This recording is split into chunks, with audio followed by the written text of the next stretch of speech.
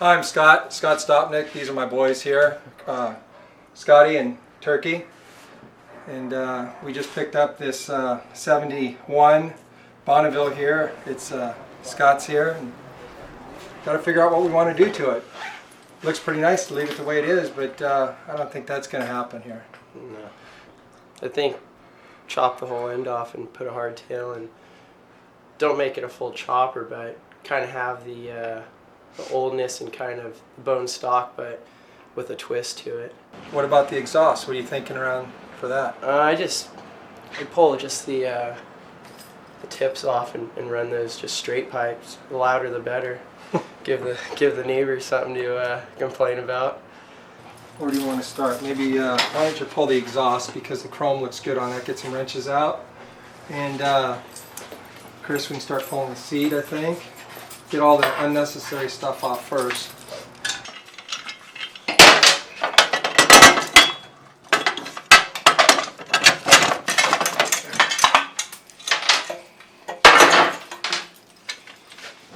All right.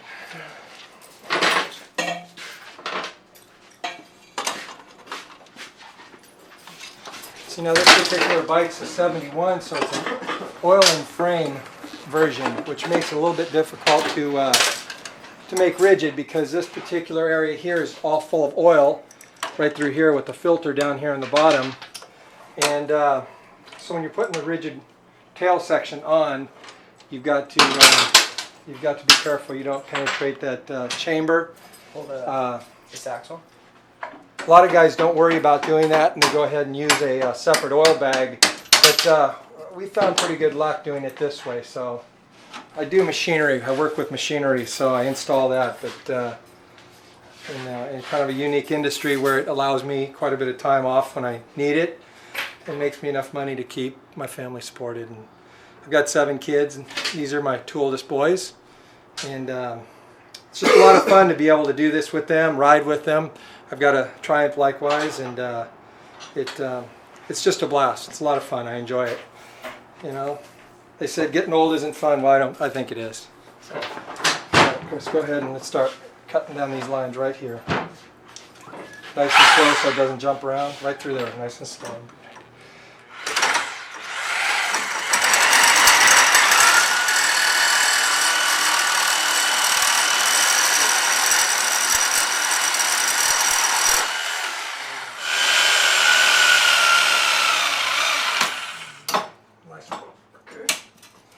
Alright, well, there you have her.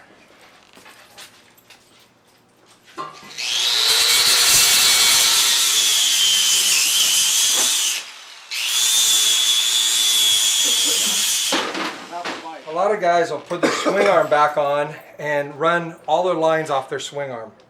I guess you could do that. I think that you do a lot of work trying to put the swing arm on again and lining it up. I pretty much do it like you do a car frame.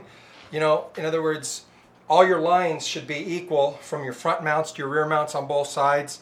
If your frame is flat and level, and you run levels through your rear section, you know, you get it looking like this until it's perfectly level that way. And then I pull from back points to front points, so you know one side's not further in or tweaked. And we've done this before on Turkey's Triumph, and it seemed to work out perfect. You know, the welds and adding extra gussets and whatnot. The ammo box. Stash box. Yeah, it's pretty good. You know, you could get pretty technical on these, but we found even some stock frames that have been built on jigs to be out. So there's probably a lot of guys riding bikes out there right now with frames that are a little bit off, and doesn't seem to create too much of a problem. So we'll measure this up and have at it. I like to put the wheel on so I can pull a line through the chain area. I'm measuring it to see that our links from our axle to frame are the same. That tells me one side's not in more than the other. Okay, so see, I'm at 64 here, I'm at 63 3/4 on the other side, so this is actually off. Not much, but just tack it and then kind of bend it around a little bit off the. I was bending out on the other side too, so I'm okay there, the same spot. Isn't that put like a... Okay. I'm double checking it. See, this measurement here is basically going to tell me what the swing arm was going to tell me. Center point to center point. There's a good starting place for being square. So, let me tack this thing to hold it in place.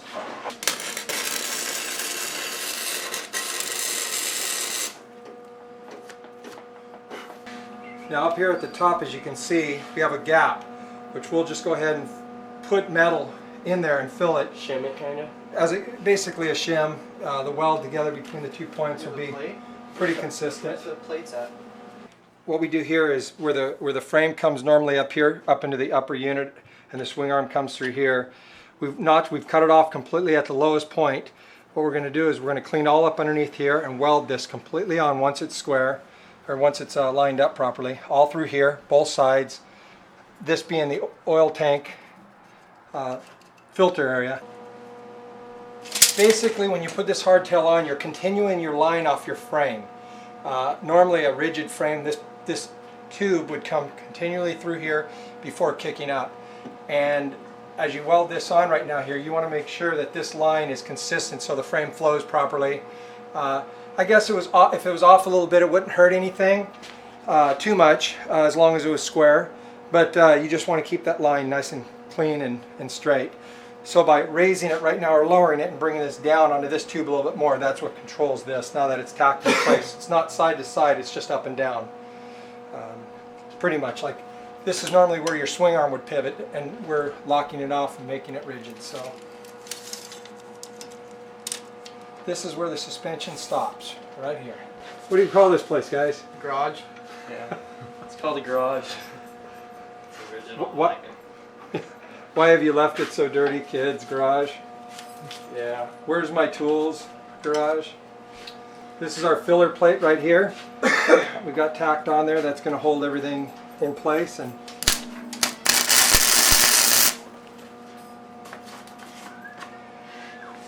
all right. Huh? What are you guys thinking? You want to use something like this here for the battery box and electronics? Keep your battery and your Zener diode. Run it all open. Your key switch. Your it's a little bit thin. I don't know if we can weld on this, but we can to cut it a couple different times. It'll be sealed up good. I think it's some type of a stainless, being military. Looks nice and clean. I don't know. Got a little lunchbox in there. Well, that's an approach. Maybe chop that up a little bit. I think the ammo box in through here is going to. Oh, look at it! It's going to fit beautifully in there. Look at there. We'll mount Chop right that up. thing up a little shorter. Well, we got to cut it probably about 4 inches.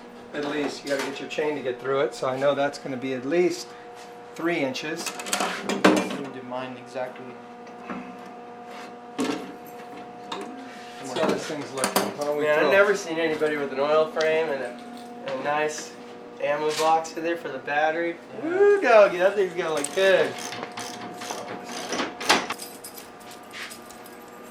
Feel a little bit different now? That thing feels good. I don't know about these bars. Just bare I metal. like it. Looks good there. Paint the hardtail black and get this thing on the road, man. Maybe you can make the next week's meet.